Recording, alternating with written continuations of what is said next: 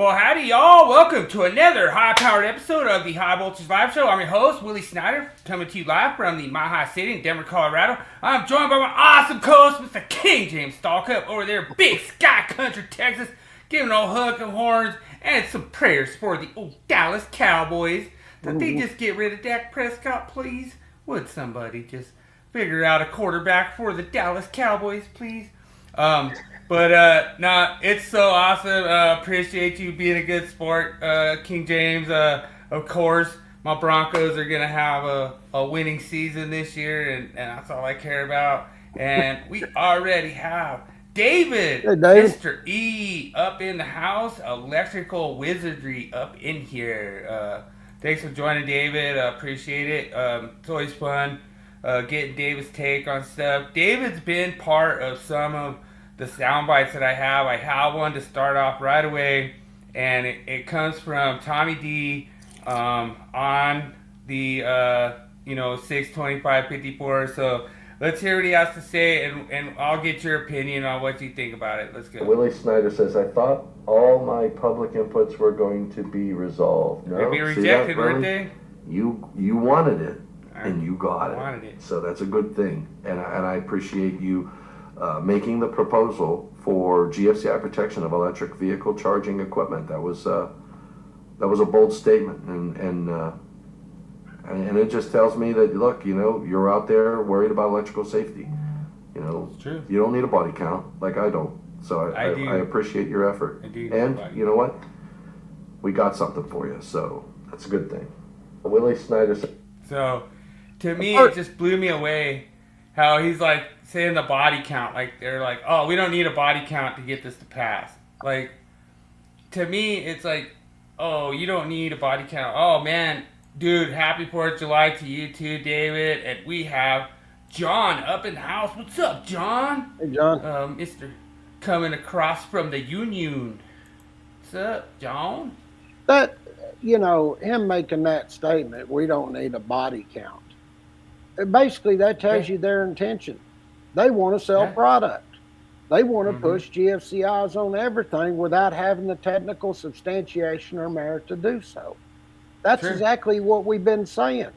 And that's not the way that you write the code. I mean, look at when GFCI protection went in.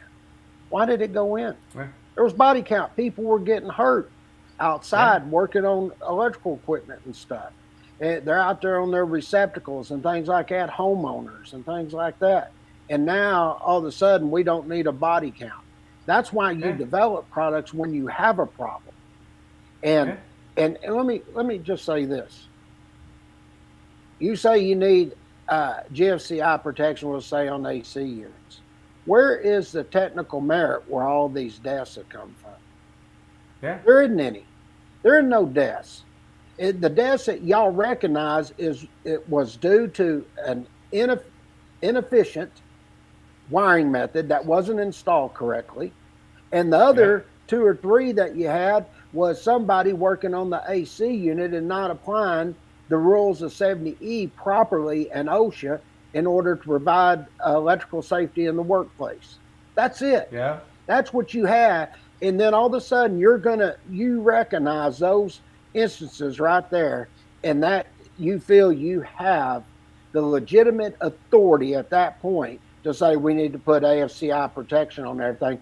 And let me say this, without checking to see if that Class A protection would work on there in the first place, which I told everybody it wouldn't, and you went ahead and put it in anyway.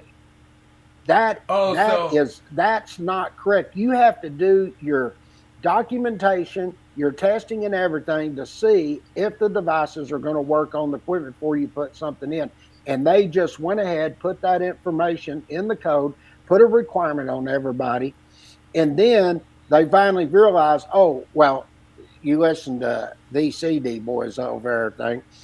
They told me, oh, it'll be, they'll have the devices and everything fixed by 2026. I said, you're full of crap. Well, first it was 2023. Then they moved the goalpost again. And 2026, I told them there's no way. It won't even be by 2029.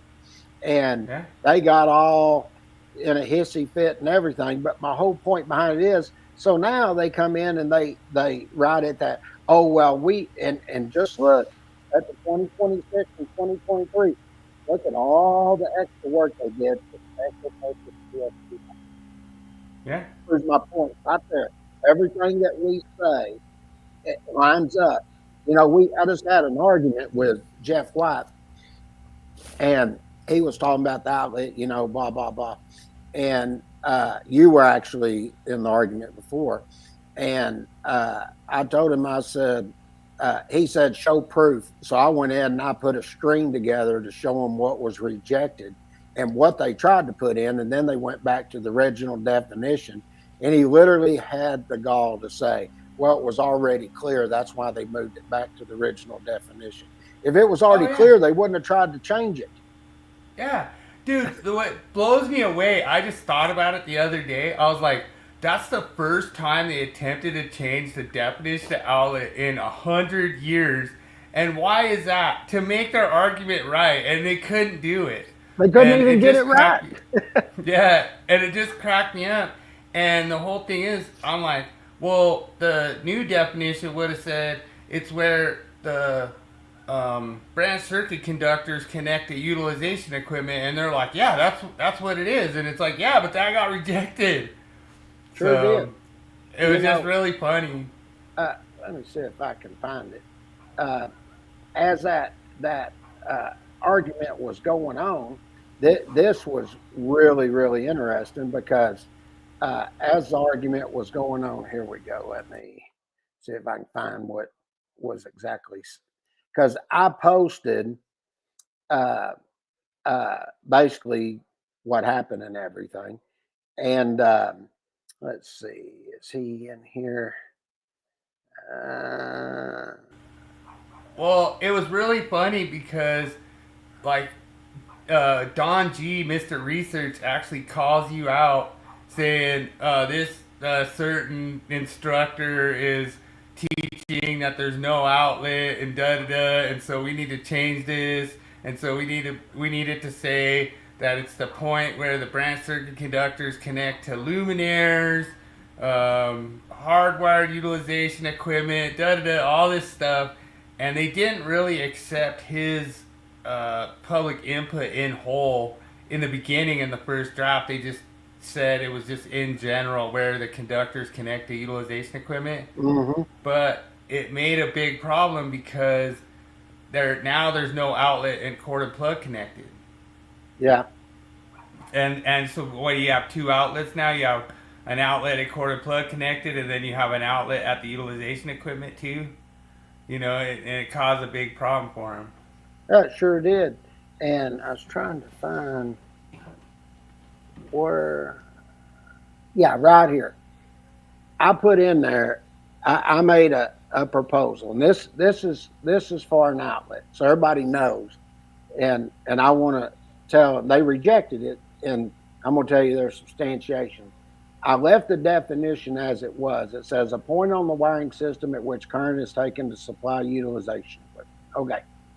Then I said an outlet is provided at the wiring compartment for hardwired utilization equipment. I gave them an out. All you have to do is accept that and say there is an outlet right there at the wiring compartment. This way there's no arguments, right? And that's what they been arguing. And this is what they said. The proposed wording does not provide clarity. What the hell you mean it doesn't provide clarity? It's very specific to where an outlet is located. This way there's no arguments or anything about there's an outlet there, and they literally rejected it. Why would they take and reject something that has everybody's been saying it's an argument? They reject that, but they turn around and try to rewrite the definition when they could have left it just the way it was and just added that one sentence, and that would have taken care of everything. But they turned around and rejected it. So yeah, everybody that's listening, what do you think about that? Do you think that was specific enough for them? Yeah, I think that was really good clarity. David makes a good thing because they did reference a receptacle outlet in that gives a location. It's where you install the receptacle outlet. That's installed. That's point. Right. That's installed. And that's what you put the receptacle into. See, I'll give you an example.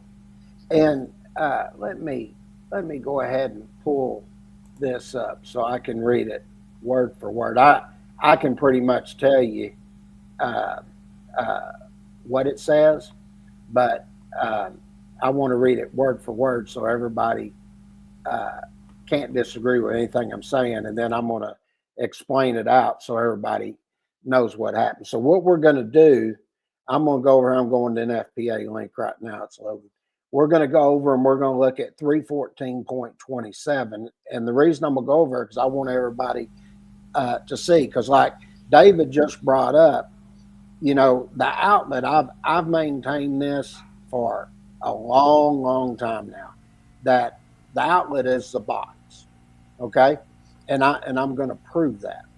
But so one thing that we've kind of went into, just so everyone understands, is if you look at an outlet, it's actually a noun. So it's a person, a place, or a thing. That's right. And we're not saying it's a thing. We're not saying it's a person. We're saying it's a place. And they can never give us that place. They say, oh, it's where the, you know, premises wiring meets the utilization equipment. That's not true. That's not correct. So it's just, it goes back to, once again, they can't give a location. Yeah. And even with our public inputs, we couldn't get a location. Well, just to give you an example, if you go over and you look at 314.27A2, this is where it's going to deal with sealing outlets, and this is what it says. At every outlet used exclusively for lighting, the box shall be designed or installed so that a luminaire or lamp holder can be attached. Goes without saying. Then it says, boxes shall be required to support a luminaire weighing a minimum of 50 pounds. Now listen to this. A luminaire that weighs more than 50 pounds shall be supported independently, listen to this, of the what? Outlet box. Unless the outlet box is listed for not less than the weight to be supported. Now, the reason I want to bring that up is because if I go over and I look at, based on what they're saying, they have made it very clear that the utilization equipment has what? An outlet. Yeah. At the terminations. So, and I bring this up to everybody at this point, I'd say, well, if I take and put a luminaire up there, is the luminaire utilization equipment? Yep. Yeah. So why isn't there an outlet there? The outlet is at the box. And it literally says outlet box. Yeah. And this is where I get, and I have a problem with the things they're saying. They like to take and pick and choose when they want to say there's an outlet at utilization equipment and when they don't. And this is a good example of that. So nowhere do I find this interesting because when I get to receptacle outlets, I get to my lighting outlets, I get to my fire alarm outlets, all those outlets are called out. They tell you where the outlet is, what it consists of an outlet, they tell you it's the box. But when I get to utilization equipment, guess what I never see? The term outlet. Well, I want to do, I got a new sound effect. I did this specifically for Daniel. Daniel said I need to get it in there. And this is for you, Daniel, so it is. It's like a clown show. I mean, it just amazes me. But there's another one that is very interesting because when they even get in where they talk about the ceiling suspended paddle fan boxes, and they literally talk about the listed and labeled paddle fan box that's being used. And guess what they call that box? An outlet. An outlet box? Yeah. And right there you have your 4th of July special. But watch this. This is where it gets better. As you look at that 314.27, there's another one right down below it And guess what the heading is in 314.27D? It's utilization equipment. And this is what gets me. It says, boxes used for the support of utilization equipment other than ceiling suspended paddle fans shall meet the requirements of 314.27A for the support of a luminaire that is the same size and weight. And what was the first thing we read? 314.27A2. And when you look at A2, what does that deal with? Ceiling outlets. Yeah. Look at there. Now, and that's where I get to have a problem. But, they've even added where they've got a new one. I don't say new. They did some work on it in the 2023, where they talk about weight-supported ceiling receptacles and weight-supporting attachment fittings. Okay? And when you go over and look at that, they just tell you they're identified for the support of the equipment within the weight and the mounting limits that's based on the listing of that equipment. But it says right at the first of that, it says outlets required in 314.27 shall be permitted. So they're even telling you right there that that's an outlet box that's there for these weight supporting ceiling receptacles and weight supporting attachment fittings. Yeah, specifically distinguishing the outlet from the utilization equipment, not just saying, oh, okay, well, we could just put the outlet inside the utilization equipment because it fits our narrative. Yeah. And that's what I've been saying the whole time too. And that's where you get into a problem when you take a definition and you try to take one part of the definition and say, oh, that applies to everything. Well, no, it doesn't either. You need to go and look at other parts of the code.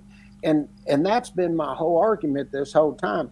Why is it that I have an AC unit out there and all of a sudden there's an outlet at that utilization equipment, but I get up here and I have a fixture or something else and it's not an outlet at that utilization equipment? Yeah. That's my whole problem. That's why I'm arguing this. I mean, if you really thought there was an outlet there, I gave you the perfect out and gave you the structure and sentence there in order for you to tell us there is an outlet at the terminations of that utilization equipment, and you rejected it and said it didn't improve any type of clarity. Yeah. Well, no, it didn't improve any clarity because there isn't one there. That's why you didn't want to do it. Well, I was telling you that I was going to find an example of where there was a receptacle that didn't connect to an outlet. And I actually came across it, and it just was like eureka. And so I came across modular furniture, and their relock connected receptacles, no outlet. Mm-hmm. So to me, that modular furniture, if you hardwire it to a multi-wire branch circuit, there's no outlet. Yeah. It's just a hardwired connection, termination to receptacles. And if you go into 210, 19, 20, 21, you go in there, it gives you that option that you can have branch circuits that connect to receptacles without connecting to an outlet. Sure. It doesn't mention the outlet at all. It mentions a receptacle. It doesn't mention the outlet. So they're sitting there, oh, and all branch circuits connect to an outlet. It's like, no. No, they it's do right not. There. Yeah. It does not. So. That's why you have so many different definitions of an outlet. If a branch circuit always connected to an outlet, you only need that definition. You don't need an individual branch circuit that connects utilization equipment because it's an outlet anyway. Or, like in that case, a multi-wire branch circuit. David brought up, I thought it was pretty interesting, in modular furniture, it says you can't use a multi-wire branch circuit, but I've never seen that modular furniture show up with anything less than a 3 or 4 circuit relock that connects them, that joins them. That's how they're built. Like they're not built individual. Yeah, but that's part of the listed piece of equipment. That's really not branch circuits in there. That's listed equipment. It's all built a certain way. It's not designed by, I mean, probably the amperages and everything for the receptacle is designed by code. But as far as wiring methods and all that stuff that's set up, they got their own tubular systems and everything that protects the wire and all of that. It's specifically designed by UL standards. But what am I going to feed it with? I'm going to feed it with a multi-wire branch circuit. I don't care if I put like separate neutrals and everything; they're all going to tie together, and I'm gonna still have to make it a multi-wire branch circuit at the. No, I don't agree with that, because you would go over there. You'd probably have one branch circuit going for each one of those modular units. It's not like they're all tied together. They're separate. They even have it set up to where they tell you how much of the modular equipment can be put together for one branch circuit, and then you take another one over to it. Now but what I'm saying is you could go over there with multi-wire branch circuits, but you're feeding different pieces of modular equipment. It's not one piece that you're feeding with a multi-wire branch circuit.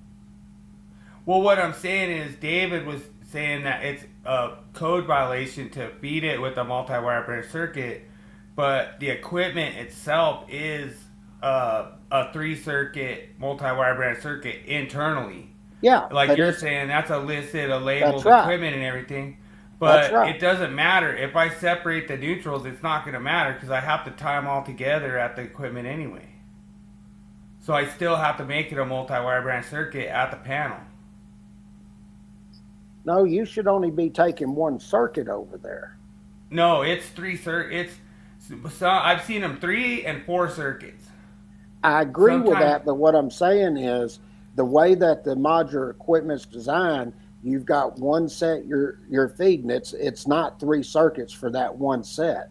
You got one set of modular equipment, another set, and another set, and there's 3 circuits feeding 3 different sets. It's not the ones that I did, they weren't like that. They were a 3-circuit multi-wire branch circuit, and they went like a receptacle, a B receptacle, a C receptacle, and then in the 4-circuit ones there is a D receptacle. And then you do have the option, like I think what they do the D receptacle for is in energy management, they require 25% to be energy management. So I think that's how you break out the energy management, but you still have to feed the 3 circuits with the multi-wire branch circuit because it's A, B, and C with one neutral that is at your feed. That's where you tie in. That's where you tie into. So the only option you have is a multi-wire branch circuit. You don't have any other option to do anything different inside the equipment. I'll have to go look at that. I hadn't seen that. Yeah. Oh, that's cord and plug. Gotcha, David. Yeah, I thought that's what you were talking about was cord and plug. No. I was like, I've never seen that. I'll have to go look at it because I've never seen that before. But what I'm saying, like and I guess I didn't catch that, but like the thing is, so that even pushes my whole thing even more. Because like if it's cord and plug connected, you can't use a multi-wire branch circuit for if you install an outlet. But if you hardwire it, there's no outlet, so it's not part of the code. That's a whole different thing. That's why I was like, I hadn't seen that. I had to go look at it because I've never seen that before. But basically, like that's the thing that's crazy because the ones that I saw, so what they have is they have an energy code that says that modular furniture has to be 25% of it has to be controlled for energy management.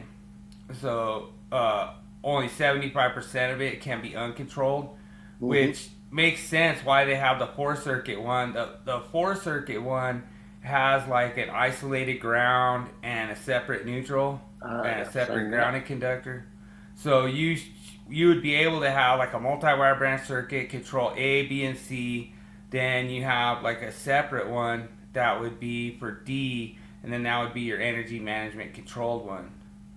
But there's ones that are only 3-circuit, and if you were required to control 25% by energy management, you really couldn't do it because you'd be interrupting that grounded conductor and you'd basically be shutting the whole thing off. You'd be shutting down the whole multi-wire branch circuit. So that's where I was saying that it's kind of weird when you get some of these codes. They're not really,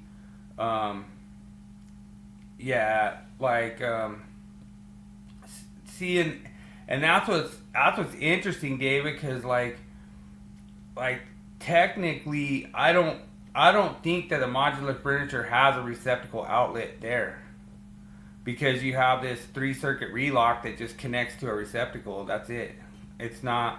There's no outlet. There's no boxes. There's no nothing in there. It's just a relock that connects to a receptacle device, and then from that receptacle device, a relock connects to the next one. So when I was telling you, I was like, man, they're really opening up the framework here to say that there's receptacles that aren't installed in an outlet, and then I found them with that modular furniture. Sure, that's right. Because it's a listed piece of equipment. It's no different like Jeremy showing the one with the disconnect that had the receptacle in it.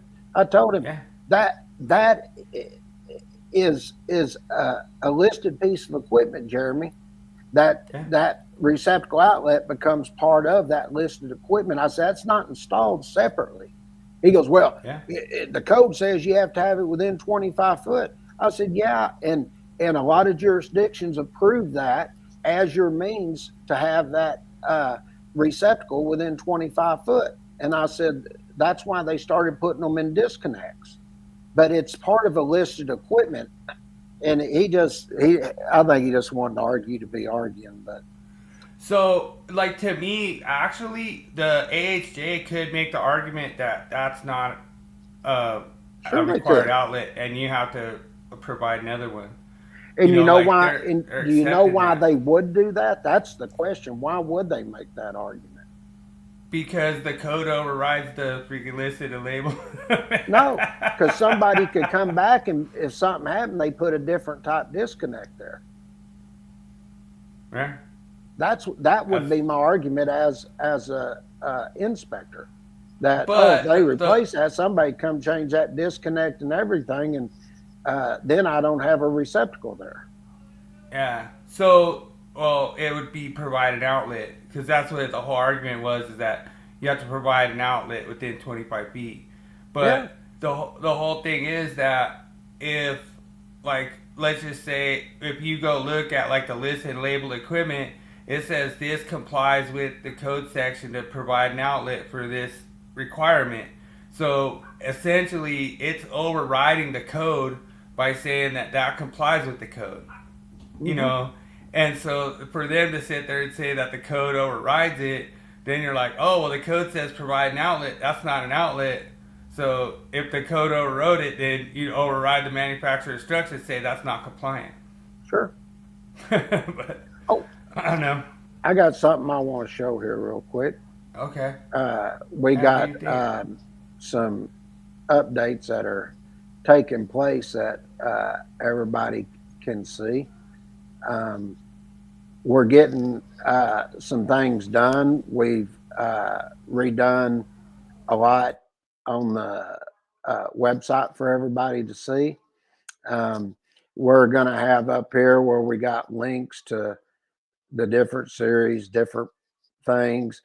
We're also going to have links to the blogs and stuff. You'll see the state continuing education is about to come soon. We got the subscription service, all of that. But we've come in, we've redone the front of everything, and it's actually looking really, really good. One of the other things that we have done here, let me go here, exam prep series. We're just now getting the pages and stuff done here. Let me go over to journeyman exam prep so everybody can see.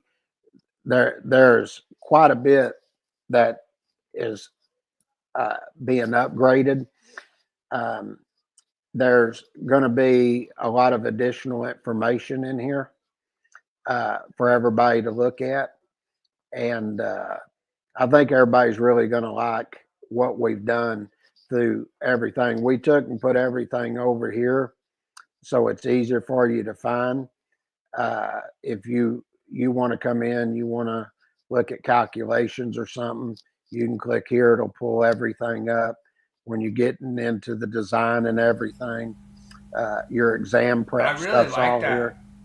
I really like that contrast. That's really cool how it kind of stands out, and how you Yeah, have kind of like that darker background, then the white part just kind of like yeah, stands we've out. It's done really cool. quite a bit of fix up here. Then when you get over here to the next page, you want to see where you're going to come in and purchase and everything. We got a little bit of information here. So uh, we've actually done quite a bit of stuff here to get everybody ready for all of this, and I think everybody's going to like what we've done. Uh, the reason we're changing this, um, what you're looking at is pretty much when you get ready to go to the online courses, you're going to see these same color schemes put together, and it honestly it just shows up better. So Nice. those are I going to like be that. It's really some of cool. our big changes that are taking place for the upcoming 20. Oh, that's another thing. Let me go back here. I want to show something. I forgot to show this. Um, we also That's a pretty cool little orb you got there. That's kind of dope. I like that. yeah, Little that's not the one I want. Let me get off of little that. Tesla That's orb. my stuff there. Y'all don't want to. Y'all can't see that. That's all the. Go back Oh, is here. that my 15% off? Or... Oh no, just Where kidding. is it here? That's the dashboard. Yeah, that's what I'm looking for right there. That was my free link for all the free stall cup link. So as you're going through this, one of the things you're going to see right off the uh, front of this, you'll see right on the main page, we're telling you it'll be available in September. The new 2026 NEC changes. What? You're Yep, gonna have it ready in September, yep. dude? Like a year early? We usually come out with it right around. I'm figuring about mid-September Okay. because uh, we got it. They're not going to meet till I think they're not going to meet till like mid-August. I think the Standards Council, and I've got to wait to see what the Standards Council does, and then from there we'll make our final changes, which will take us about a week, and then I've got to put everything and I've got to prep it and get it ready for press and all of that, and then I've got to go in and I'm gonna one of the things I'm gonna do is like I've done all the rest. When the online version's ready through the learning management system, you'll be able to go in and go to whatever chapter you want. But at each chapter, I'm going to go in and I'm going to put a full topic list of everything that's covered, what it's about. And then you can click and go to whatever change you want to. I So, think we have a preview of what the code making panel are gonna be. but I will tell you this: I'm probably here first of next week. I'll be finished with chapter 4, and we've already started chapter 5 illustrations. And I'd say here by the end of July, well, I think end of July we're pretty much going to be wrapping it up. But All right. it'll be 2-3 weeks before we find anything out from the Standards Council. Once we get that information, then we'll do what we need to do at that point. But I think where we're at right now, I'm looking at 250 to 300 changes. Wow. So, That's crazy. I thought I was in pretty good shape on chapter 4. And then I got to Article 495, and then they added a whole new part in there. I was like, you gotta freaking be kidding me. So I just got through Article 440, and Dad goes, how many you think you got left? I said, I doubt there's that many changes in there. I said, but I just don't know. And I was thinking, oh, probably about 6 or 7. I was thinking, oh no, you had that part. We had to do 4 or 5 illustrations for it, so it ended up being a total of 11 illustrations that were left, and I'm right at the end of, finishing Article 440. So I've got 11 more of those to do, which I'll get done probably by this weekend. Then I'll So drop what everything is in, get the boxes all filled in and all that. And then what is 495? Article 495 is dealing with your in that industrial equipment. Okay. So All right. we'll have that, and then I It think just can't be done. reconditioned, right? Well, that is not what the main change was in this one. So Okay. there was a lot of it I tried to get away from, but uh, when well, I say You can't industrial, get away. You can't get away. I said industrial, but it's equipment over 1,000 volts, which is industrial Oh, equipment. So, gotcha. but they added a whole new part in there, and then plus they had the listing and reconditioning stuff that we covered. We covered a whole lot of listing and labeling stuff, all in kinds of wiring methods and all of our different uh, Chapter 4 equipment stuff. What could be reconditioned? What couldn't? I mean, they did a full thing on that in every pretty much chapter that I've been in so far. And then they also did listing and labeling in a lot of them. So we covered all of that. And I think when everybody sees the code change book, there's a lot to look at. I mean, it really is. But we tied it in with other articles and stuff like that. So I think everybody would be very impressed with the amount of time and effort and work that we put into this publication. Nice. The thing that blew me away was Tommy D's statement where he said he was surprised that nobody argued that medium voltage listing thing.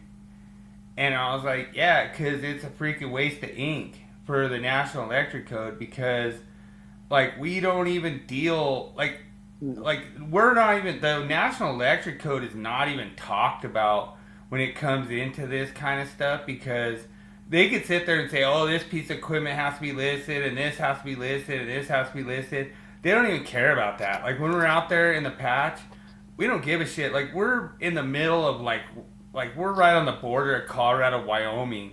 Well, And, like, we're building our own stuff. Like, we're doing our own shit to make it legitimate. Like, we're using the thickness of the bars, the correct thickness. We're drilling them in a approved manner, using the correct size hardware, using carriage bolts the same as, like, what the manufacturer would provide.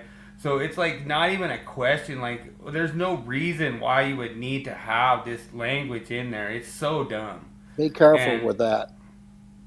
And let me okay, explain why. okay, Like we have a plant that's here, General Dynamics. It's now Lockheed Martin.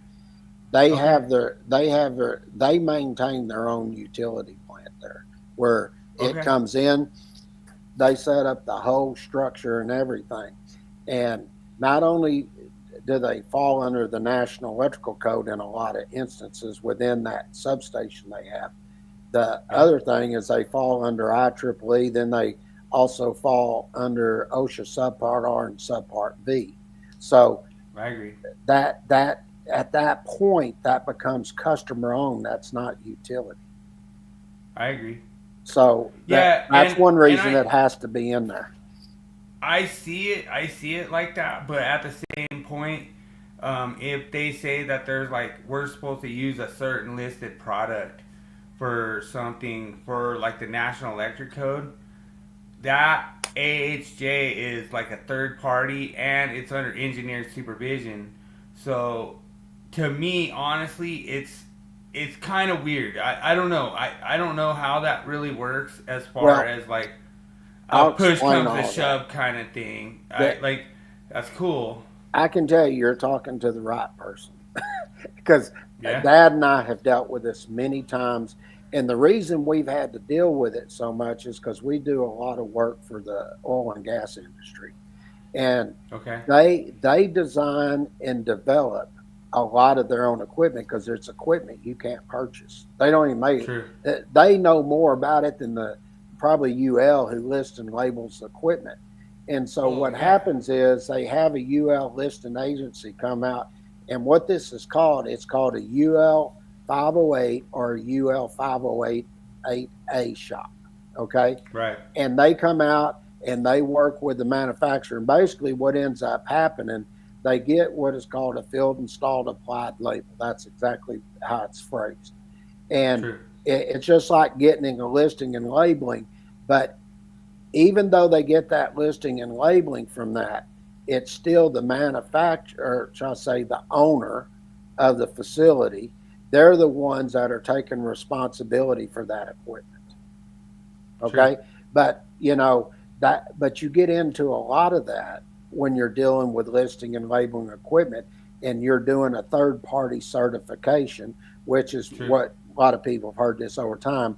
It's either a NERTL, NRTL, a National Recognized Testing Laboratory, or they call it a QTL, a Qualified Testing Laboratory. And no matter which term you use, it's still considered a third party.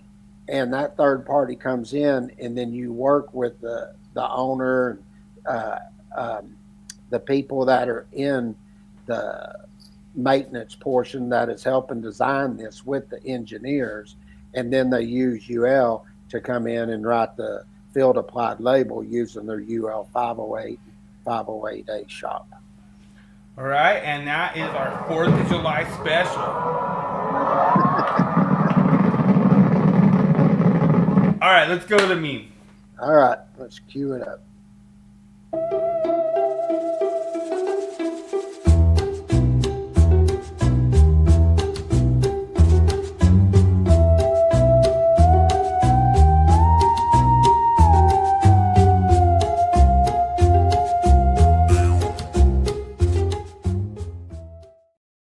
Well, it like disappeared for a second. That's weird. I forgot to put it on the second part. I was busting it yesterday. I was so freaking busy, but I like it. I'm eating right. Okay, you can have a water. I'll have a pizza. Yeah, like so it was really funny because like Andrew Harmison was like, "Oh, I'm gonna steal that from you." I was like, "Yeah, go for it, brother." But it's really cool. I put it up as the meme of the week. So pretty cool. I appreciate everyone participating. Dude, it was so awesome. I had like a crushing week with Nat King Code. Like, dude, I had like over 100,000 this week. So it was really awesome. I just been, just hanging out, having fun, just posting up different stuff and just having fun doing it. And, so like I say, I guess that brings us into the myth of the week. I'll make one statement on that meme. It sort of reminds me, I would take, because one of the worst things, every guy will agree with this, is you're ready to go eat and you ask the girl, where do you want to go? I don't know. So what I started doing, I go, hey, we're going to go eat at Wells tonight where you've been wanting to go. She goes, what? I don't remember. I said, yeah, you told me that the other day. Don't you remember? She goes, I did. She goes, okay, I guess that'll be fine. I was like, so use that reverse psychology on them. All right, there you go. I like it. I like it.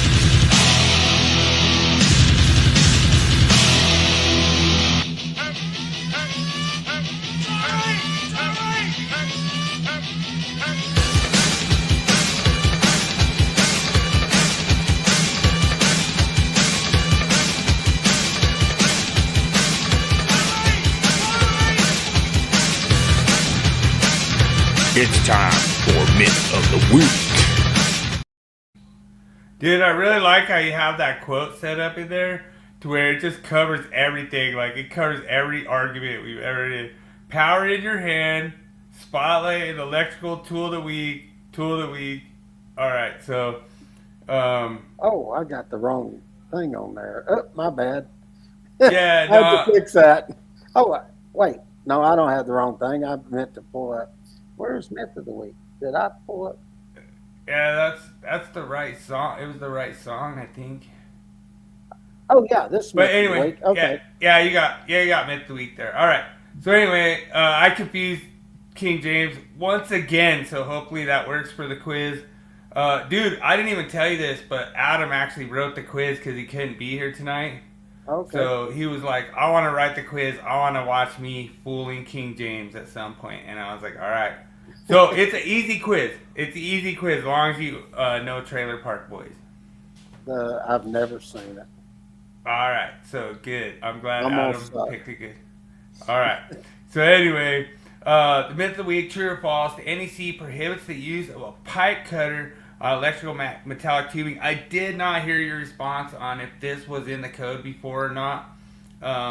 I actually remember when I was like a young apprentice in the 90s, my foreman saying, do not use a pipe cutter on EMT because it leaves like a sharp edge on the inside of the conduit.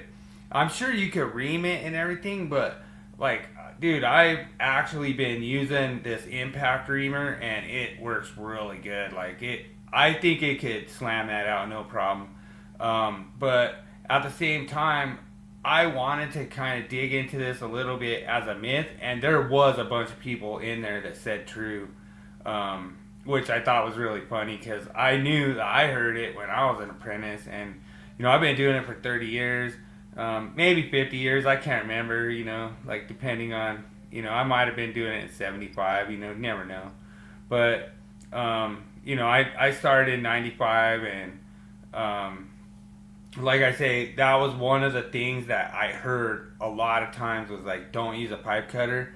And then a lot of my buddies and stuff were like, oh, dude, I'll be a violator all day, every day, And I'm like, yeah, me too, because it's the best way. Like, if you have to, like, rework something and you already have wire in the conduit, you're not going to pull that wire back out. You're just going to use, like, a pipe cutter, cut it, then pull the conduit out, then rework it, whatever you need to do, set a J-box, and then, terminate it to whatever your new location is or whatever. But I actually was curious to see if this ever was in the code. The answer would be no. I checked I actually went back and checked, and I couldn't find it, so I asked Dad, and he said, "No, you can do that." He goes, "There's never been nothing in the code like that." And Nice. so I went back. I checked manufacturer's instructions and everything.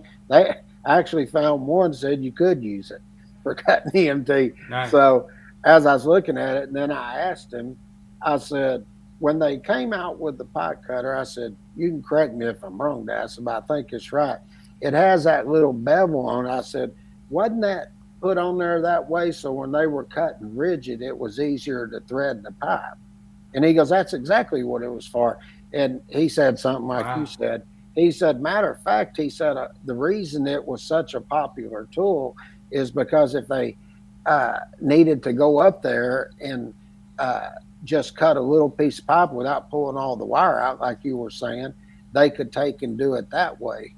And I said, that's what I thought. And he goes, oh yeah. He said, as long as he's known, even people around here in Texas, they used to use the pipe cutter all the time on EMT, and nobody ever said anything. Yeah, and the reason that I thought this was kind of interesting too was because, like, what is, like you've done rigid before, I've done rigid before, we both have industrial experience. Like, you're using a pipe cutter to cut rigid, like all day, every day, That's right. So, that's why I thought this is a really cool myth. A lot of people think it could be like this is hilarious. Like, we're going back to like last week with the reaming thing. That's why I wanted to do it, just to go back to the 358.28 that we did last week, which was really hilarious. Like, I think it's awesome when I can kind of tie them together and be like, see, as long as you ream it, doesn't matter. But it's really funny, like, to kind of go into this. And a lot of people were like, "Oh yeah, it's a 110.12. It's not a skillful and professional manner." Why isn't it? And yeah, and dude, it was hilarious. Like, dude, that just cracked me up. Like, I just couldn't believe that where people would be like, "Oh man, that's not a professional, skillful manner." Like, so you could make the argument, and this is where I always thought about it. Like when I was apprentice going through, and when I had to like cut that conduit with the conductors in it, like how are you reaming that when you already have conductors in it? You know, they actually make a tool that you can like put in there and actually ream it with the conductors in there without damaging the conductors. But it's tricky, you know, like it's not a easy thing to do. Like, I mean, but in all actuality, it kind of goes to the same thing. Like, you know, the code says, you know, put plastic bushings on to stop your abrasion of wire and everything per 300.4 G, I believe. But then, you know, like, there's certain code people out there that are like, oh, you don't even have to have those plastic bushings on before you pull wire, you know. It's like, well, what do you think that code's for? It's to avoid abrasion from the wire, you know. For sure. So why would you, like, why would you even need to, like, oh no, like, and these code guys are like, oh no, those bushings are gonna break when you pull a wire through there. It's like, yeah, that's how it's protecting the wire, you know. So and sure, if you look here at 358.28a, it deals with EMT. It just says all cut ends of EMT. It doesn't tell you what type of cutting method or anything. It just says it has to be reamed to remove any rough edges, period. Yeah. And then when you go over here and you look at your ridges and stuff, it says same thing, all cut ends. Yeah. So that's where my argument would be. It doesn't say that you can only use certain ways to cut it. It just says any cut in has to be reamed in the discussion. Yeah. That'd be my argument right there. No, there's no need to even go any further what type of tool you use. It just says whatever cut ends are, you got to ream it, period. So I want to let you know that I have a ton of these pipe cutters in my tool bag. I use them all the time. Never worried about that. To me, this is where I came up with this myth of the week, because I was always told it was a code violation when I was like a young apprentice, and they were like, do not use a pipe cutter for EMT. So that's where it came into the myth of the week, and it is busted. Another one busted. Another one busted dust. Another one busted. As always.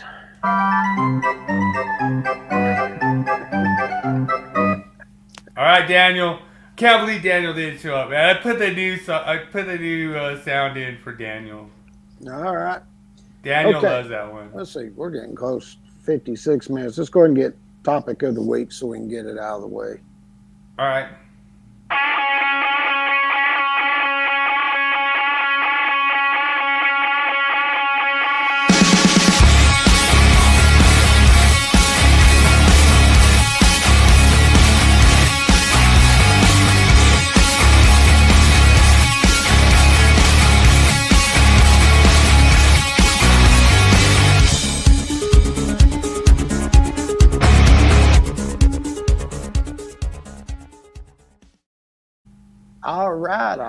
All right. Well, cool. What we got this week is getting through the final of Article 305, and basically what you're going to see is they're going to get in. I'm not going to spend a lot of time on this because it's almost exactly the same thing, where we deal with wiring and ducts not used for air handling, and your fabricated ducts for environmental air, and other spaces for environmental air, of course, which is your plenums and stuff. And you'll see you got the same type of headings that go down. You got your ducts for dust, loose stock or vapor removal, your ducts specifically fabricated for environmental air. And then it's going to go over here to C. Here's your other spaces used for environmental air, your plenums, and then you'll see it drop down and picks up your wiring methods and stuff, just like in the other one. And then you get your cable trays are set up there, and then you also have your equipment. And all you got to do is go back and look at 300.22. You're going to see the same type of information. Okay. Now, the other one that they added here was making sure where you have panels designed to allow access. Now, this, and I think this is one that you would see quite a bit for when you're dealing with equipment over 1,000 volts AC and 1,500 volts DC. But this just gets into where you're talking about your cables, ratios, and equipment that are just have been installed behind panels. Okay, which is, of course, to allow what? Access. And this includes your suspended ceiling panels and things like that. So they basically just tell you that it has to be arranged and secured to allow the removal of panels and allow access to the equipment, just like we would if we were looking at 1,000 volts or less. Then you get your other one that gets in talking about your exit enclosures where you got your stair towers. And it says where you have an exit enclosure is required to have the 5 resistance rating. They tell you can only use the type electrical and wiring methods serving equipment that's permitted by who? The AHJ. Okay. Yep. So got the same thing there. And then, of course, you got your danger signs. And then they're going to refer you back to 110.21. And if it's a danger, high voltage, keep out, it has to be which color? Red. Okay. Yep. So you got your red, white, and black. And that took care of all that Article 305, which is pretty much like we were looking at wiring methods, wasn't it? Yeah. Pulling all that stuff over.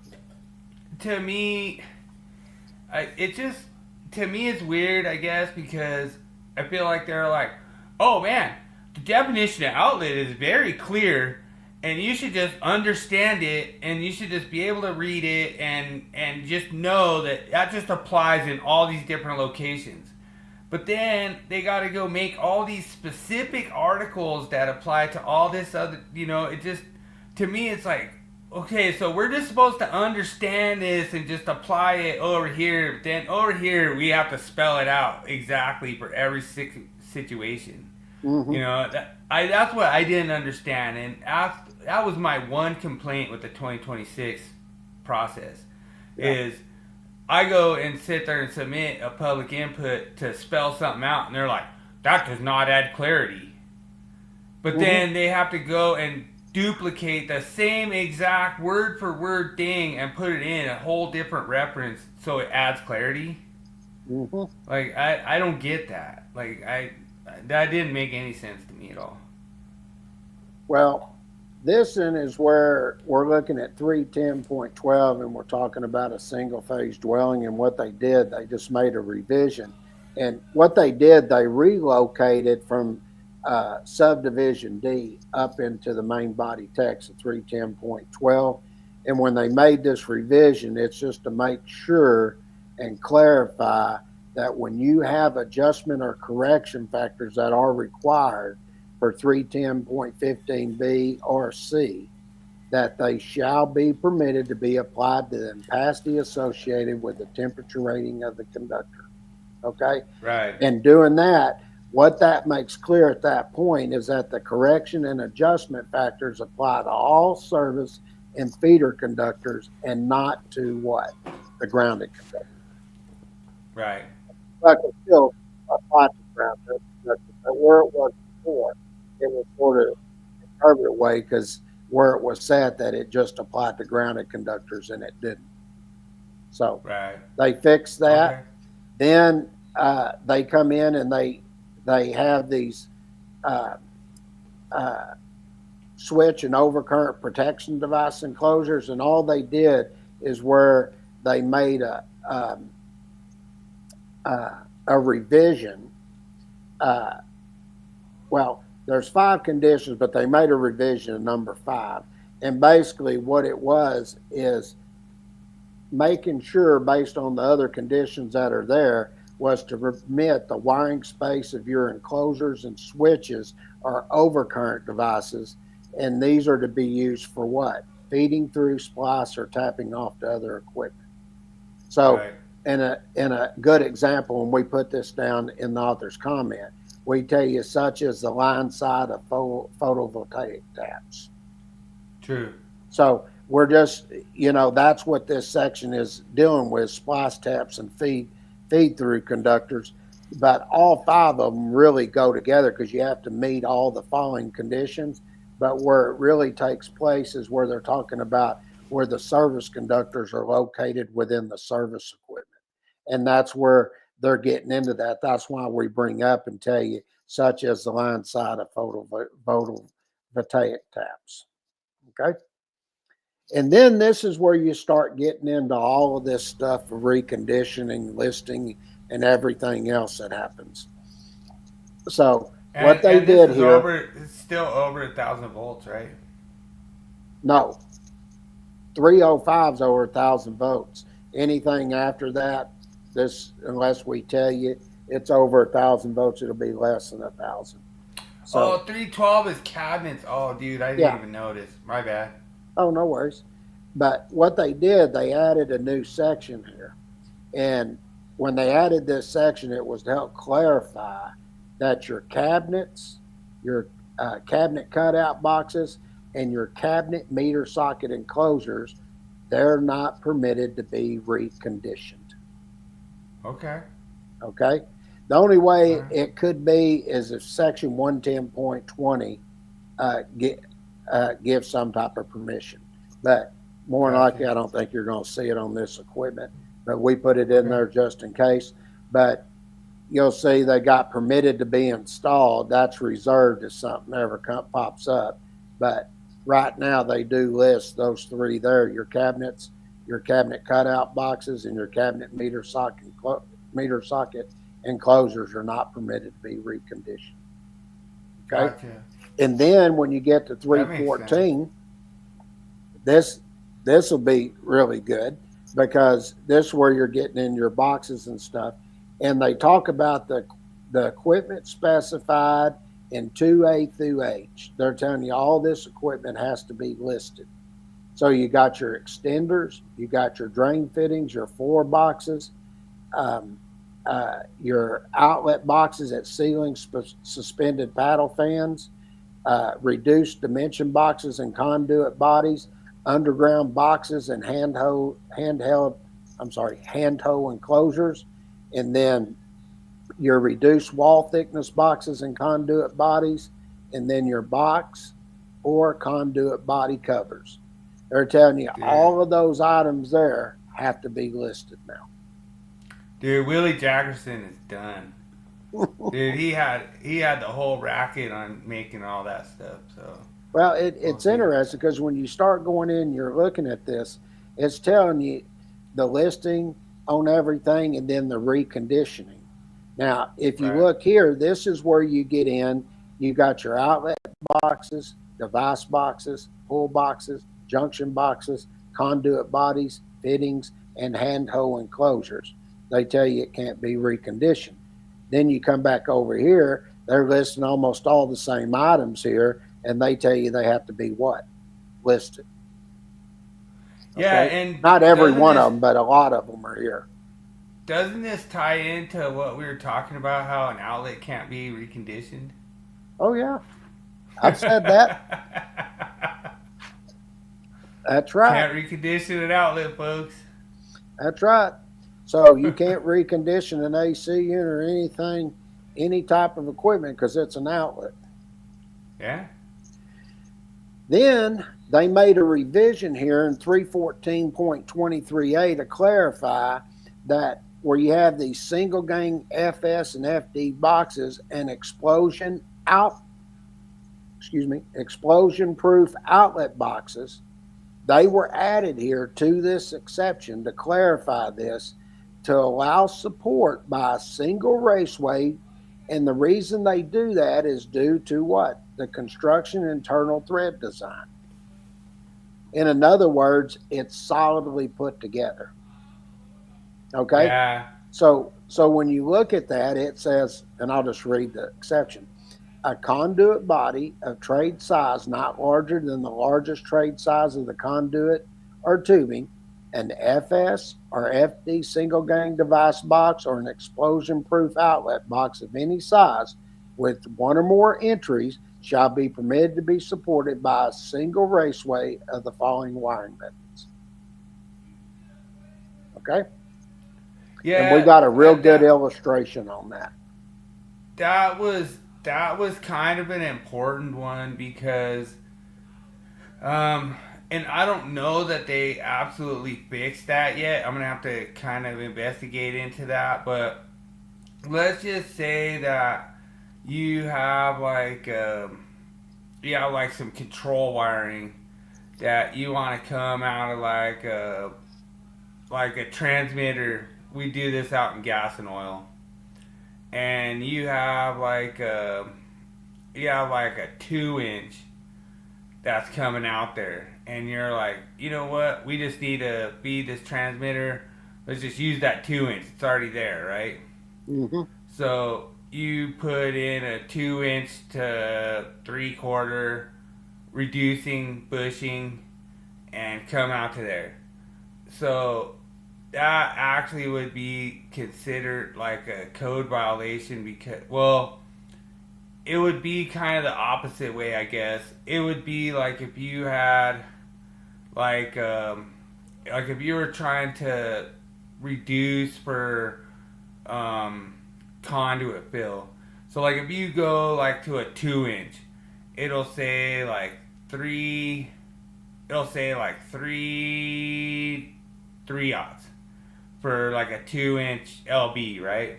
Mm-hmm. So let's just say you have a 2-inch going out there, you got 4 3/0 going in there, and 4 3/0 and a ground. And then all of a sudden you go and you increase the size of the LB. You go to like a 2.5.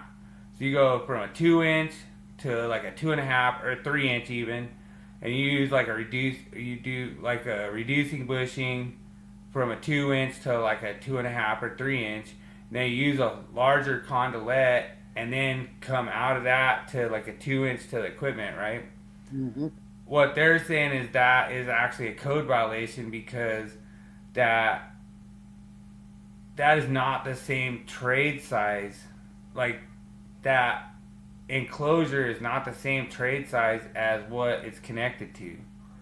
So technically that LB would need independent support because it's not. And I haven't looked into it too much to see if that's actually been fixed in what they did in there. But I have to look. I'm not 100% sure on that. But they would actually say that LB would need to be independently supported because you use the reducing bushing and now it's not permitted to be supported by that trade size. Yeah. So it's the same trade size. You see where I'm going with it? Yeah. Gotcha. And but you have to because of the LB, the fill rating. You have to increase it to allow for that many conductors to come through. The raceway allows for that many conductors to come through, but the conduit does not. Yeah. So you have to increase it, and then you have to use an RE. So looks like, oh dude, Caesar's already in here. Oh man, what's up, Cesar, dude? Cesar's ready for the quiz, man. He's fired up, dude. It's so easy, man. I can't believe Daniel's not here. Okay, well, let's crank her up.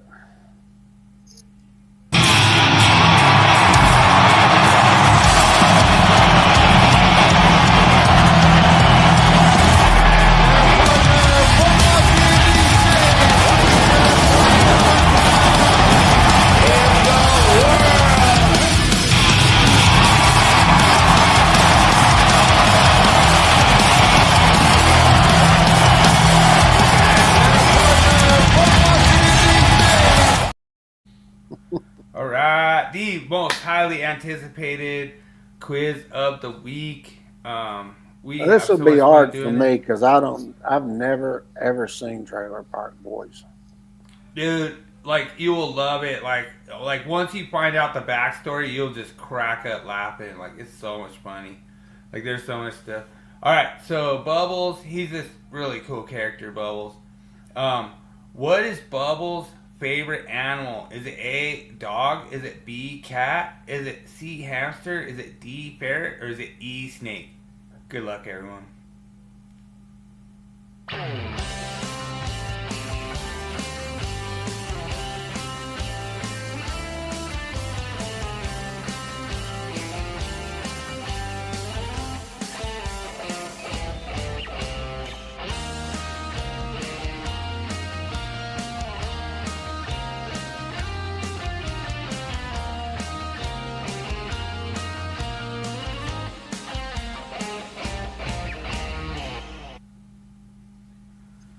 Oh, All right, I so we have somebody on the Facebook side answering. What's up, Joe, dude? Awesome. He says cat.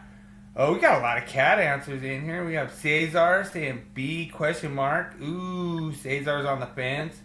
I'll go with John. I'll go with cat since everybody else is. John's going cat.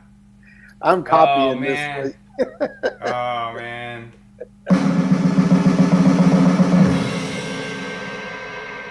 You guys are all correct. We have all correct answers for question number 1. It is a cat. So good answer for question number 1. And actually, thanks to Adam Adam actually wrote this quiz. So awesome quiz, Adam. Thanks so much. What is Ricky's most common reason for going to jail? A, assault. B, stealing gas. C, growing weed. D, public intoxication. Or E, sleeping in other people's cars. Good luck, everyone.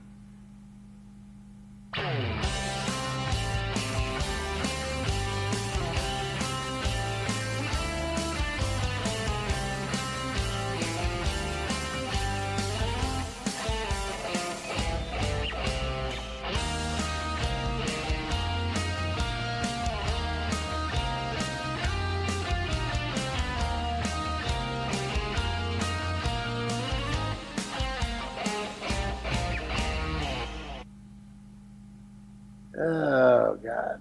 Well, he went to jail, so sort of curious what everybody else. I would say more than likely if it's Trailer Park Boys. I'd say probably from growing weed. So That's what I'm gonna go with. It makes sense to me since it's Trailer Park Boys. Cesar, all right, John Way has grown weed. Oh man, I can't believe you guys are like so ballsy on that one. Like, I can't believe we haven't got like another answer that is like different. But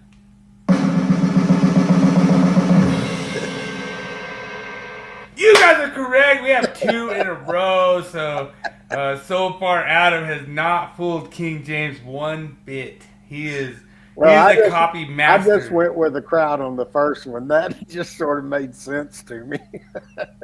Yep. So he's a copy master, and Joe says he's not proud of himself that he knew the answer. So that's awesome, Joe. Thanks for joining. I appreciate you, Joe. Thanks for coming in on the Facebook side. So yeah, dude. It was really funny because, like one day I came in and I was doing all these questions, and my apprentice was like I asked him, I had like A through D on whatever, and he goes, and it was like all these ampacities, and he's like, all of the above. You know what I mean? I'm like, what? I was like, I can have an answer D or answer E, so that's why I do this. All right, so question number 3. What brand of liquor is always seen with Julian? A, Bacardi. B, Jim Beam and Coke. C, Rum and Coke. D, Jack and Coke. Or E, none of these. Good luck, everyone.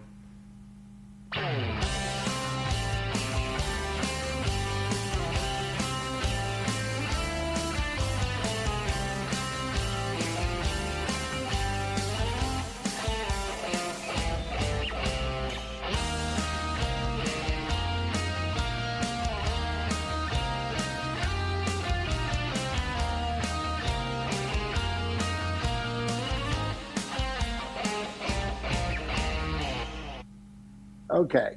I don't know anything about Trailer Park Boys, but I would assume it'd have to be something with Coke. And Yeah. I would assume you put Jim Beam and Jack, they're more expensive. So I'm assuming you didn't put any particular rum. So I would think you're probably buying a cheaper. I'm removing things. I'm thinking about this. So I'm going to go Oh, with dude, C. John. Oh, dude, you're trying to copy, but John said none of these. Ooh. I'm going to go John with is. rum and Coke. I, I, John. I think you didn't put something down there for purpose because you were specific on B and D, and I think those are more expensive, and you could get a cheaper brand of rum and Coke. So it's just trailer park, so I'm gonna go with C. All right. I'm just All trying right. to So decipher what I want to pick. John said none of those. Dude, that's a good answer, John. That may be. Dude, Caesar said rum and Coke. Really? So he agrees with me. Okay. All right. So we have the Texas boys that are copying each other tonight, I guess. All right. And make sure you tell Adam I answered all of them before. That's correct. What's that? You can tell Adam I answered them all before everybody else except for the first question. Yeah, you're copy master. Answer is C, rum and Coke. So we have 3 correct so far. So on to question 4. What instrument does Bubbles often play in the band? Is it A, drums? Is it B, bass guitar? Is it C, keyboard? Is it D, harmonica? Or E, he doesn't play an instrument? Good luck, everyone.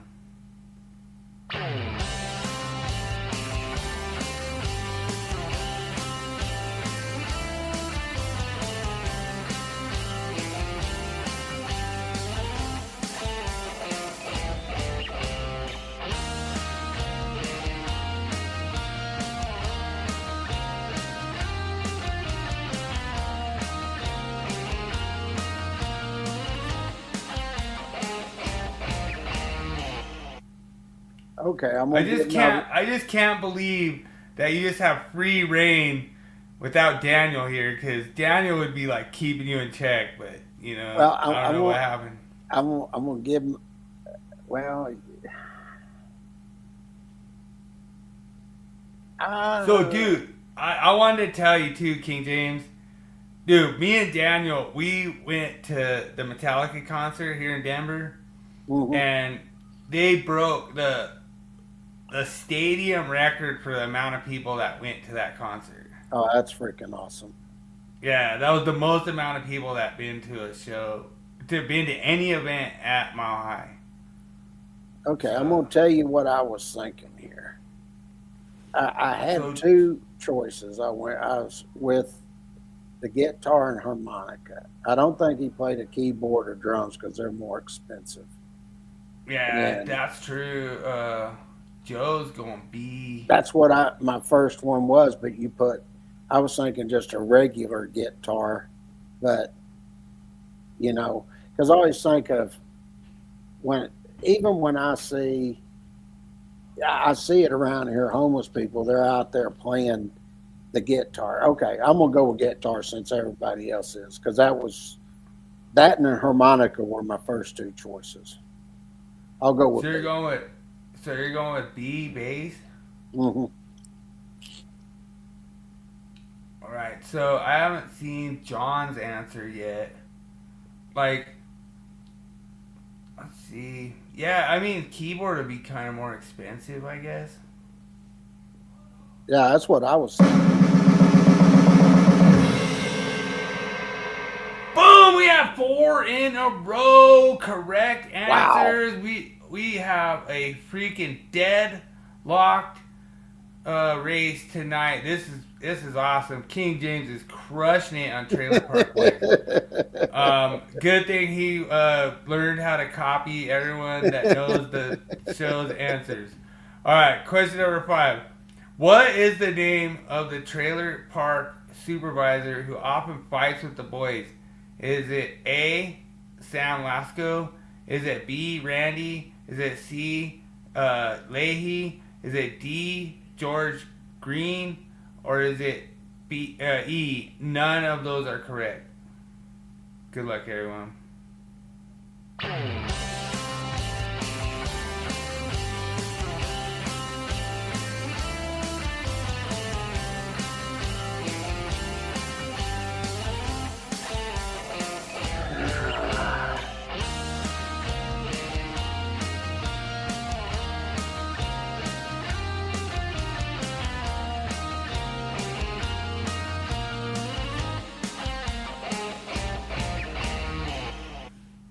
All right, Okay. so John comes in with a last minute slapper debase. Oh, dude, you got it right. I give him a correct answer. He got it. Okay, I'm gonna tell you what I'm thinking. I'm eliminating A and D because I don't think they would use full names. So, because I know how you write these damn quizzes. So it's B or C, or it could be E. But I bet I'm gonna it's a flip a coin between B and C. Let me grab a coin real quick. All right, that's what I have no idea. Get that Hillary Clinton coin that you always got, because it always works. I came up with Tell, so I got to go with the Leahy or Leahy, whatever his name is. So I got C.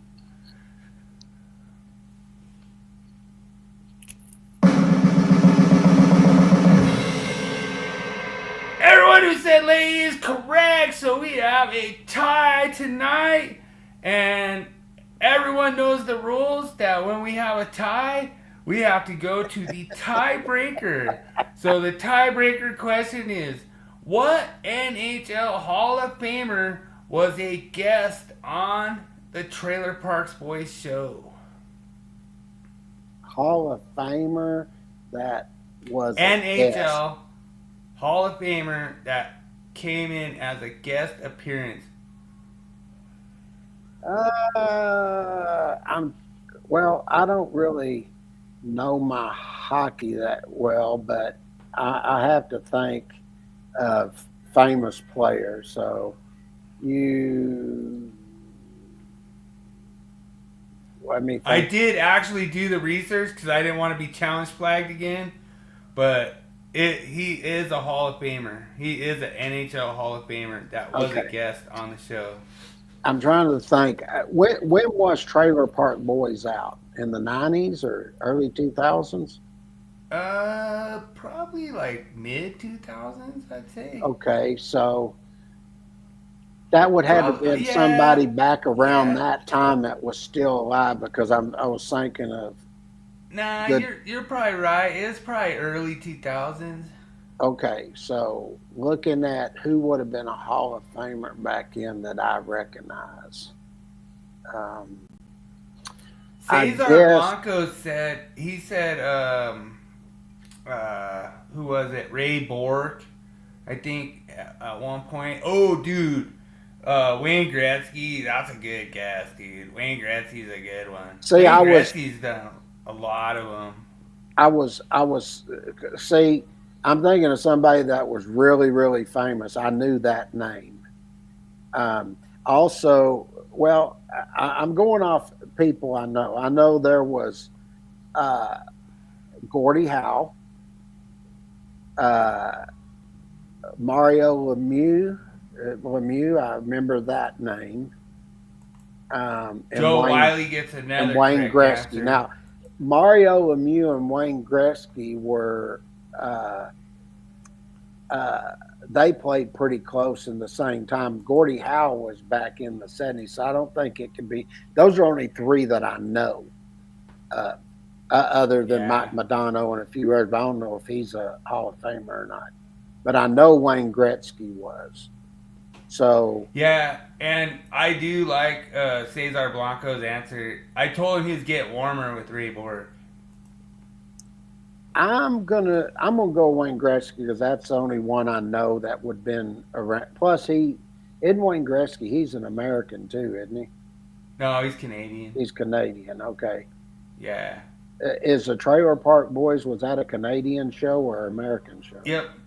Yep, it was Canadian. Okay, then I'll go with Wayne Gretzky. That makes sense.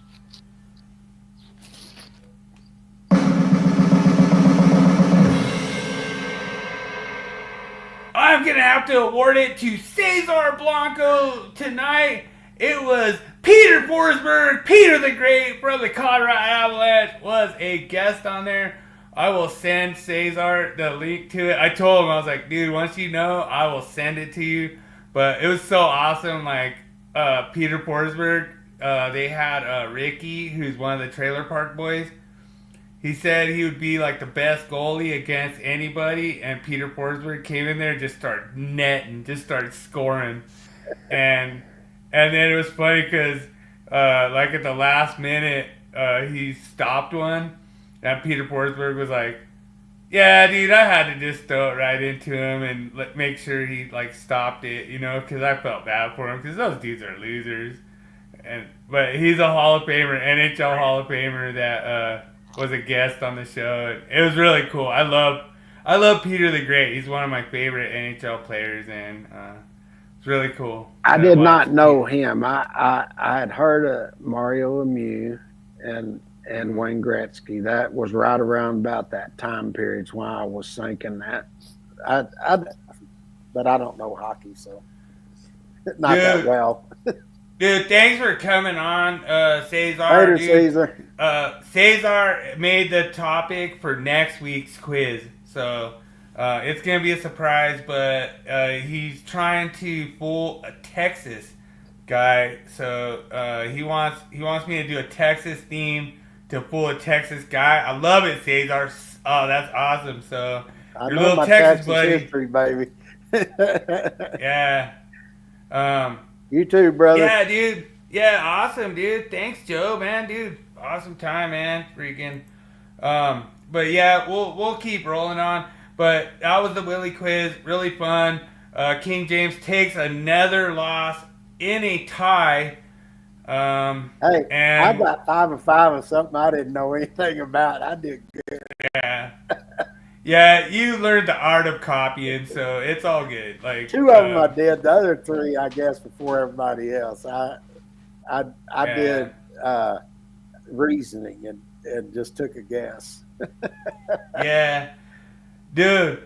Freaking awesome, John. Dude, thanks so much, man. We appreciate it. Happy 4th, brother. You know, happy 4th, man. Freaking stay safe this 4th, man. Everyone out there.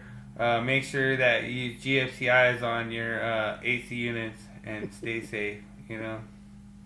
All right, let's throw down the tool of the week, brother. Let's do it.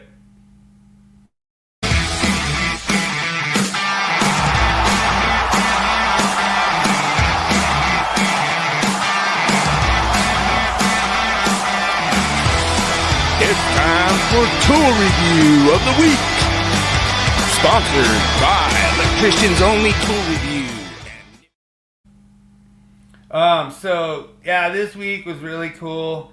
I ran across this, you know, like as far as like cutting pipe. I'm not saying that this is the exact tool that I have in my pouch, but I think this is a really good one. This is a Klein tool. It was really funny because we came across people that were like, Klein doesn't make tools for plumbers, and yeah, they do. Turns out they make tools for all different trades. So plumbers, HVAC, all this different stuff. So it's really cool to, you know, run across this kind of stuff. And like I say, if I was gonna use a pipe cutter, this is the one I would use. Like it has like you know, a bunch of different rollers on there. Really nice and smooth, cuts really smooth. It's designed for steel. You have to watch out for that. If you get one of these cutters, you don't want to like get one that's only designed for copper. So, like I say, this is like pretty much the easiest tool review I've ever done. It's one of the best tools out there, and it works great. So, like I say, I would recommend this to my friends, and it's hands down one of the best pipe cutters out there. Awesome. All right. Well, that's a quick, easy one.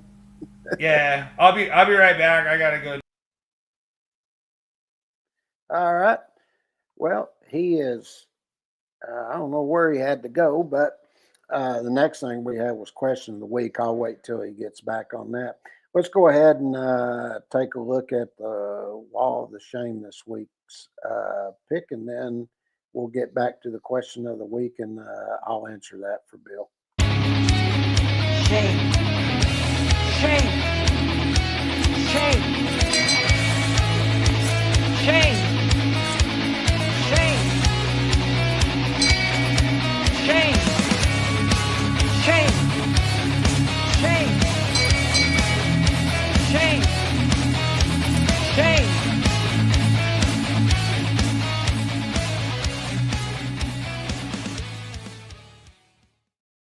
All right, let's take a look and see what Bill had for us this week for the Wall of Shame pick. All right, this is by Serge Bykov. What the hell is he trying to show here? Oh, okay, I see it. He's got they got like little things drawn on the Scotch like little faces. Okay. Oh, I get what it is. So they've got the phases and the neutral, and they're looking down on the ground, and the ground's like, oh crap. They got these like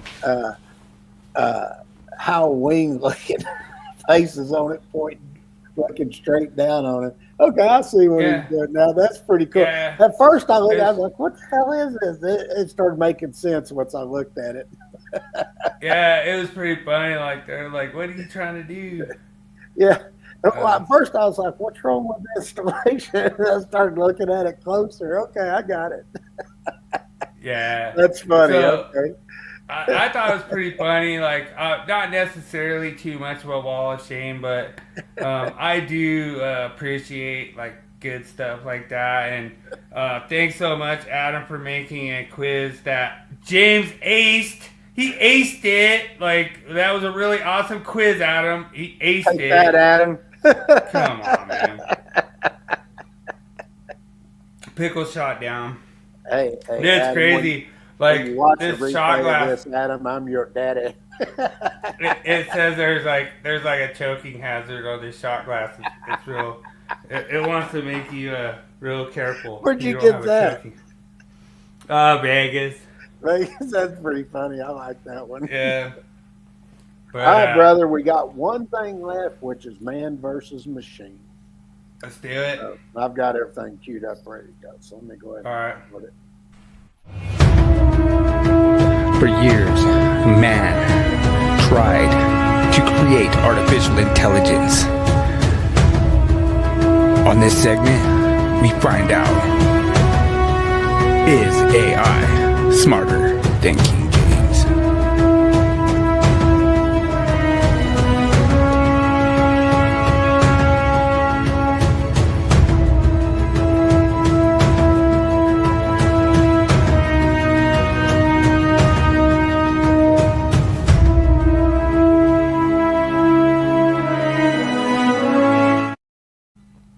All So, right.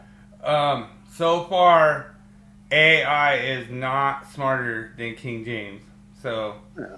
just want to set the record straight. So far, I think you've got like 3 wrong like the whole time. 4, maybe 4. I was trying to think. No, I think I've gotten 3. Yeah, And 3. I think 2 of them I told you were I couldn't remember if it changed or not, but I had the second answer right. I just wasn't 100% sure. So, Yeah. all right. So This one's easy. This one's easy, but I was attempting to fool AI on this one. Let's see. Electrified. Let's see. Oh, yeah, that's 25 foot, 625.17 B or C, somewhere in there. I know it's in 17. I can't remember I think it's Notice C. how I didn't get any hate mail this week? Because it's a good one? Give it time, you'll get some. I know. But we'll see. Maybe AI will start hating on me. Let me go over here to.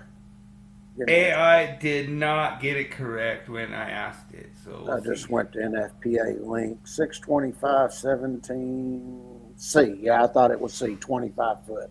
Okay, let me copy that. Okay. All right, let's go over and ask AI if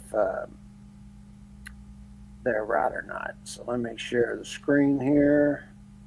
I don't know why the multiple choice like seems to trip up ChatGPT for some reason.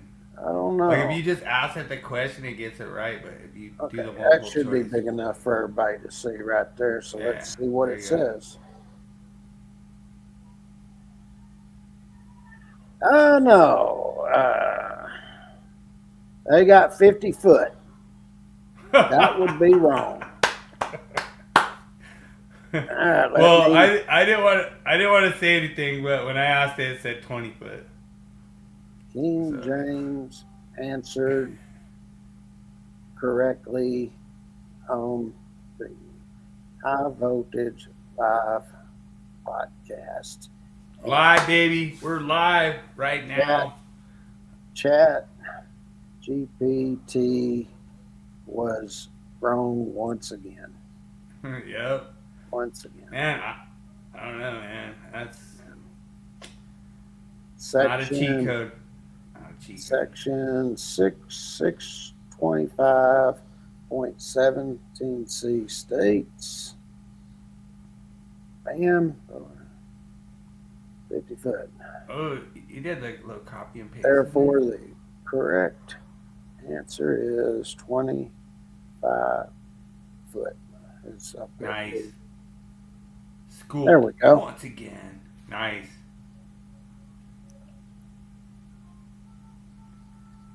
All right. I love that. Keep setting the standard. There you go. Dude, AI knows who the stall cups are, man. I'm telling you. It's We ask the question, let it answer, and see who gets it right. Once again, man gets the win. Machine, not so good. Dude, that's so freaking awesome. Like, I love doing it, man. It's so awesome. Like, especially on like a fireworks kind of, like happy 4th of July, everyone. You know what I mean? All right. Let's have fun, All right, let's wrap it up. My family just got in town. I hear them in there. My cousin's here with her husband, so they're here for the 4th of July weekend. We got family and stuff coming over, so Okay. I got to wrap up going there. All right. Awesome. Thanks, everyone, for joining. We had a great time. Thanks so much. We appreciate it. As always, from me, make every day an easy day. I'm out. Thanks so much, James. Thanks for putting it together. Amen. Everybody have an awesome 4th of July and look forward to the big, beautiful bill being signed tomorrow.